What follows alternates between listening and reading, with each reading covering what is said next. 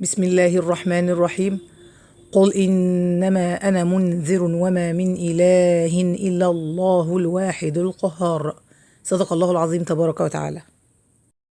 حبايبي متابعين قناة ماما رحاب يوسف في البيت، السلام عليكم ورحمة الله تبارك وتعالى وبركاته. رمضان سعيد علينا وعليكم، يا رب تكونوا بخير وبأفضل صحة وأتم حال. النهاردة إن شاء الله فيديو جديد بإذن الله عن فطار يوم من أيام رمضان. يا رب الفيديو يحوز على إعجابكم. ان شاء الله باذن الله هنبدا مع بعض. ده اسمه سمك باسا الابيض. السمك ده زي ما حضراتكم شايفين كده بيبقى مخلي من العظم بتاع السمك. هو بيبقى كيس على بعضه حوالي كيلو ونص او 2 كيلو. بصراحه مش انا اللي جايباه، الاستاذ عندنا هو اللي جايبه. طبعا هو سهل جدا وسريع جدا وبياخد وقت بسيط خالص، بس لازم ان حضرتك تطلعيه من الفريزر لو هو في الفريزر علشان يفك مده ساعتين قبلها، علشان لما تيجي تحطيه في الطاسه يستوي بسرعه، وكمان ما يبقاش ني يا حبايب قلب ماما رحاب. لو عجبكم الفيديو ما تنسوش بالاشتراك واللايك والشير وتفعيل زر الجرس لو حضرتك جديده في القناه علشان يوصلك مني كل جديد ان شاء الله. دلوقتي انا جبت كمان كيلو من الرز، بدات ان انا اغسله. حضراتكم عارفين ان السمك بيحب الرز. طبعا يا حبايبي الرز الاحمر انا عملت بصله لكن ما جاتش هنا بصراحه في الفيديو، نسيت ان انا اصورها، انا اسفه. بتحمري حضرتك بصلتين كبار، بتبشريهم كويس وبتشيلي منهم الميه وبتحمريهم في شويه زيت او شويه زبده او سمنه زي ما حضرتك عايزه، وبتبداي تحطي عليهم مقدار الرز ميه. يعني لو 4 كوبايات رز بتحطي على البصله 4 كوبايات ميه، وبتسيبي الميه تغلي حوالي ربع ساعه، ولما تقصر تحطي كمان نص كوبايه ميه، وبعد كده بتنزلي بمقدار الرز اللي عندك وبتحطي الملح زي ما حضرتك شفتي كده. قول يا بنات يا حبايبي كل عام وانتم بألف خير. بنخلي الرز الأول على عين النار بتاعتها تكون عالية، وبعد كده بنوطي العين علشان يتشرب الرز ويستوي. وبعد كده ان شاء الله علشان خاطر تتبيله السمك بنجيب مثلا 7 فصوص من الثوم او زي ما حضرتك بتحبي مقدار الثوم، ومعلقه كبيره من الملح، معلقه كبيره من الكزبره، معلقه صغيره من الكمون المطحون. وببدا ان انا اتبل زي ما حضراتكم شفتوا كده. وبعد كده ببدا بسيبه حوالي نص ساعه في الثلاجه علشان خاطر يتشرب من التتبيله ويبقى طعمه حلو. ونبدا ان شاء الله ان احنا نقلي في الطاسه بعد كده.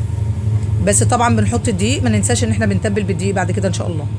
طبعا يا ست العرايس التتبيله ديت حسب ما حضرتك بتحبي المكونات بتاعتها، يعني ممكن تضيفي حاجات انت بتحبيها وممكن تشيلي حاجات انت مش بتحبيها. انا بالنسبه لي يا ست الكل يا ست العرايس انا ما بحبش الكمون في السمك، مع ان كل الناس بيتهيألي كل العالم اجمع بيعمل الكمون بالسمك معظم التتبيله، لكن انا بحب الكمون يكون بسيط، والكزبره في كل اكل بحبها تكون كتير جدا. ببدا بعد كده زي ما حضراتكم شايفين انا كنت جايبه زيت سايب لان الزيت خلص عندي فجاه، وبعت زينب تجيب لي نص كيلو. ببدا ان انا اولع على الزيت بتاعي، وتحاسبي حضرتك علشان خاطر طرطشه الزيت لا قدر الله ما تعملش لحضرتك اي حروق او اي جروح. وبدات ان شاء الله عملت بقى الليمون المعصفر، كان عندي فيديو ان شاء الله ادخلوا عليه الليمون المعصفر، وغسلت الجرجير وعملت البلح، ودي السوبيا ما كنتش لسه صبيتها. والبلح زي ما حضرتك بتحبيه بقى، تحطي عليه جوز الهند، تحطي عليه سوبيا، تحطي عليه لبن، دي حاجه ترجع لحضرتك. وكل عام وحضراتكم بألف خير وصحه وسعاده ان شاء الله. رجعنا تاني يا حبايب قلبي للسمك بتاعنا بقى. بسيبه مده كده لحد ما قلبي يستقر ان هو استوى. حضرتك بتحسي انه استوى طبعا، ما بتعليش العين قوي قوي علشان ما يحرقش من على الوش ويكون السمك ني من جوه. حضرتك لو عايزه تغطي الطاسه عادي بتغطيها.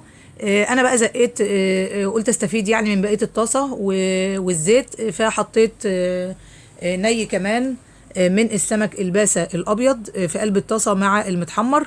وطبعا هاخد بالي ان في سمك مش ان السمك دوت في منه استوى هطلعه، واللي لسه ما استواش هاخد بالي واقلبه على الناحيه التانيه واحطه جنبه بنفس الشكل برضو زي ما حضراتكم هتشوفوا. حبايب قلبي اوصيكم ونفسي بتقوى الله تبارك وتعالى وقراءة القرآن الكريم وتدبر معاني القرآن ولو آية واحدة كل يوم. حبايب قلبي الأكل ما يضيعش علينا الصلاة والعبادة. يوم القيامة ما فيش أعذار عند الله تبارك وتعالى، ادي لكل حاجة حقها. كمان بدأت بقى ان انا انزل بقيت السمك زي ما حضراتكم شايفين جدا. انا انصحكم تجيبوا السمك ده، هو مش غالي قوي ولا حاجة بس جميل. وطعمه حلو، وبيكون وجبة في رمضان جميلة جدا. حضرتك ما تزوديش الملح قوي علشان خاطر ما تعطشوش تاني يوم، وتبقوا عايزين تشربوا مية أثناء الصيام. طبعا بتتضايق يا ست الكل ان حضرتك بتعملي بقى السلطه المتينه بتاعتك، بتعملي الطماطم، بتعملي معاها الكزبره الخضراء او الشبت الاخضر. ما تحطيش يا حبيبه قلبي خيار مع سلطه السمك لانها بتعمل زفاره. الخيار دايما بيعمل زفاره مع السمك. دي نصيحه يعني انا اتعلمتها في حياتي من خلال التذوق بتاع طعم السمك مع السلطه اللي فيها خيار. ممكن حضرتك تحطي خيار مخلل مش مشكلة. دي طبعا كان يوم من ايام رمضان. حضرتك ممكن تعملي اليوم ده في اي وقت يعجبك. اكلة جميلة شهية بسيطة، مش مكلفة قوي ولا حاجة. وكل عام وحضراتكم بألف خير. لو عجبكم الفيديو ما تنسونيش بالاشتراك واللايك والشير علشان وتفعلي زر الجرس لو حضرتك جديدة في القناة. واشوفكم على خير ان شاء الله، وكل عام وحضراتكم بألف خير وصحة وسعادة. والسلام عليكم ورحمة الله تبارك وتعالى وبركاته.